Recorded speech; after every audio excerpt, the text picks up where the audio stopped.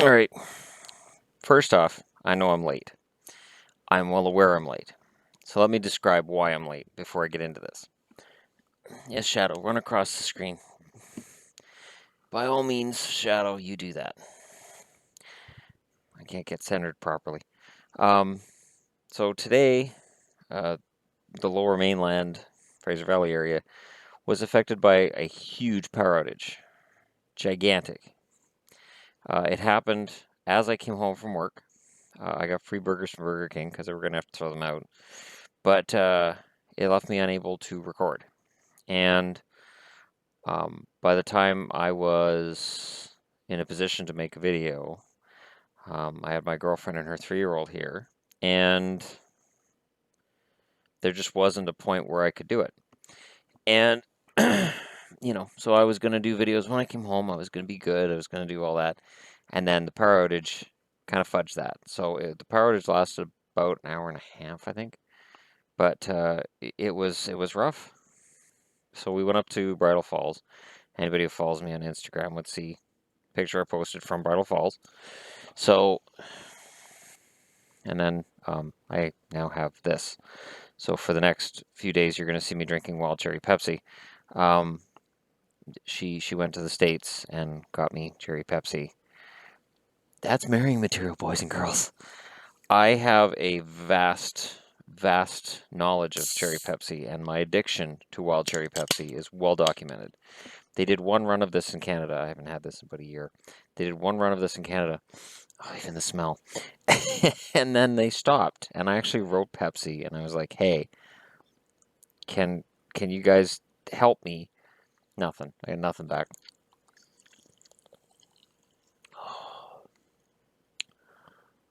Oof. That's. And she kept telling me while I was driving with her, she kept saying, your soda's in the back of the van, and I had left a pop at her place. And I thought that's what she meant. And then I realized, oh my God, you're talking about Wild Cherry Pepsi. I love you. And yeah, and now here we are. So I realize it's late. I realize it's after midnight on the East Coast, and I apologize for that. But power outage, I had no control over. There was no power from White Rock to Boston Bar. So there was nowhere I could even go to find a signal. Now, my girlfriend has data and whatnot on her tablet, but I'm like, wait, you don't have a way to charge it, so I don't want to destroy your tablet in case the power outage they actually talked about could have lasted quite a while. Depending on where the source was, it could have lasted for 12 plus hours. So, at any rate, I'm glad that's done and done. Now, what's funny is, on TSN's site, let me see if that actually loaded.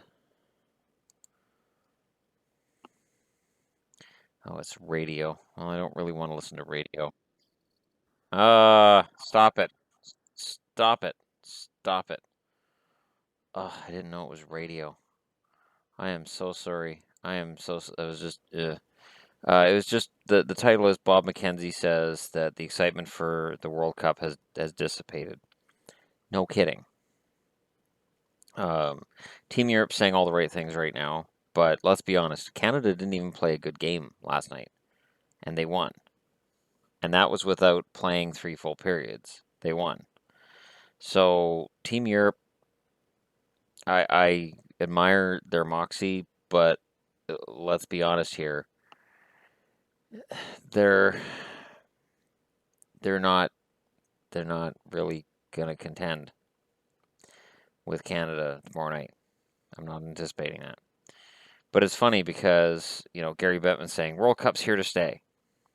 And he's saying that because they're not going to go to the next Olympics. Now, apparently, the sticking point is it's going to cost $20 million for the NHL to get the players over to the next Olympics. They want the Olympic Committee or whoever's in charge to help foot the bill, and they're saying no. Understandable, the NHL makes, hundreds of millions of dollars a year. The Olympics only make, $11 billion, so they can't foot the bill. The Olympics aren't hurting. Olympic athletes are hurting. Olympics are not hurting. Now, my feelings on it are this.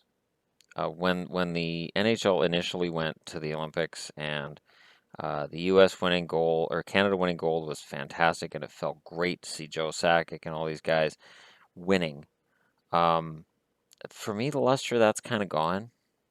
I'll be honest. It's kind of been replaced by a feeling. I mean, it's one of two things happens if you're a Canadian in this country. Either Canada wins gold, or you just don't care.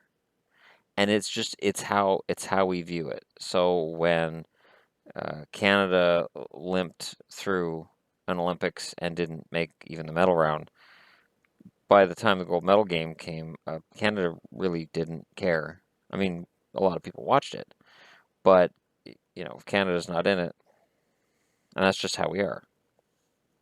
World Cup's no different. If Canada had been eliminated, and we were looking at Team Europe against Russia, it's not the same. Hardcore hockey fans will watch anything. Okay. I watched about 10 minutes of the Chicago-Pittsburgh preseason game tonight, believe me. And that's with my girlfriend here. I was watching Chicago-Pittsburgh preseason. So, you know, um, and they were talking about Hina Zostra and his confidence and how he feels. And I think Scott Darling was in net while I was watching. Um, and I like Scott Darling a lot. I think he's a very good goaltender. But other than that, there wasn't really anything that stood out for me because it's preseason. And I don't get too excited about how players do in preseason. I've discussed that before. So, as a fan of the game right now, I'm glad the World Cup is over, probably tomorrow night. And then from there, we're going to look at a 2-week run up to the regular season that is going to feature a lot of preseason. I was kind of upset to see that, and I didn't see the hit or anything, but Andrew Shaw being called for disciplinary reasons. That's not the way Shaw wants to start his career in Montreal. He plays on the edge. He does, and when your team is against Shaw, you hate him. You really do. But he is a good player, and hopefully this isn't an omen of the season to come. I remember Zach Cashin a few years ago having a preseason where he got suspended, and there was some crap going on with him, and it followed him into the season. So hopefully Shaw, being more mature and more established than Cashin was at that time, hopefully he's able to overcome this hurdle that he created for himself. I'm not making any excuses. But anyways, it's been an interesting preseason so far, and it hasn't really even got started yet. And I'm going to be interested to see what happens from here. And I'm glad that I've got almost 1,200 subscribers along for the ride, because I enjoy sharing thoughts with you guys. I was going to stream today too, and this is the thing. As soon as that power went out, it threw my whole day out of whack. That's why when Yvonne showed up, I was like, let's go out. And I didn't even have a plan at the time. And we ended up at Bridal Falls because that just seemed like a destination to go to when there's no power, because there's no lights anywhere around there, and it's not that far from my place, and it was fun. But yeah, uh, for one last touch on the Olympics, because I know I get asked in comments every now and then about it, and I admit I kind of blow the comments off because I'm not as interested in the Olympics now as I was 12 years ago. From an NHL perspective, anyways, I think it's been done. I think we've seen as much as we can see with that. I don't know that there's any further to go with it. Oh, but anyways, if the NHL does get that resolved and they decide to go, I'll support it. If the NHL doesn't get that resolved, I'm not going to really get upset about it. It is what it is. Again, it comes down to I'd rather not see anybody get hurt playing outside the NHL. I don't want to see anybody get hurt in the NHL either. but it's really hard to take when it's a tournament outside of the NHL and a guy gets hurt. I could say, from hearing Tyler Seguin still isn't skating because apparently he has a broken heel. That's hard to take. As a fan of the previously North Stars, now Dallas Stars, that is really hard to take. Because that is one of our core top 3 players, and he's out. And when he's not able to skate, he's not going to be in game shape. It's going to take him a while to get back into game shape. Thankfully, when I saw the first image from Dallas's training camp and I saw Jamie Benn there with the coach, I'm like, oh, thank God Ben's there. Because if Benn and Seguin were both out, it's over. I mean, without Seguin, it's going to be tough, but they've got enough weapons in Dallas to overcome it. But yeah, so anyways, I'm going to close this video up here. I'm going to fire up NHL 17. I'm not going to stream tonight. I will stream in the morning. I'm probably going to go to bed relatively quickly here and get up tomorrow and stream early. So for anybody who doesn't work on Thursday or doesn't have school on Thursday, you could be in for a surprise as I stream early, and it could be a long stream. I don't know. But either way, I appreciate you guys watching, and I will be back tomorrow with more on NHL preseason. Any injuries that take place, I'm going to start really combing the different message boards and sites and whatnot that I can find. I'll scour as much as I can. In terms of video ideas, I appreciate some of the feedback I've got. I did look into.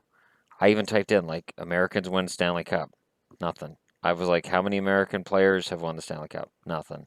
I looked at teams, and I mean Dallas in '99 had a decent amount of Americans. Neil Broughton was an American. That's an example. The Hatcher brothers are American. Modano. And of course, Brett Hall's dual citizenship. He identified more as American than Canadian. But Dallas/Minnesota has always had a strong tradition of drafting, developing, signing American players. The Minnesota Wild have continued that tradition in Minnesota as well. And I think that's a good thing. I think it's something that's been missing in Vancouver for the most part. Draft and develop guys who were born in BC, played in BC, and who will want to give their blood, sweat, and tears for Vancouver Canucks. And certainly in Minnesota and now in Dallas, the American players have shown a tremendous amount of fight and a tremendous amount of heart that maybe they wouldn't have shown as much in the Canadian markets. I can't say for sure because I know when Kessler was in Vancouver, as much as I can't stand the douchebag, he did fight really hard for Vancouver when it was convenient for him.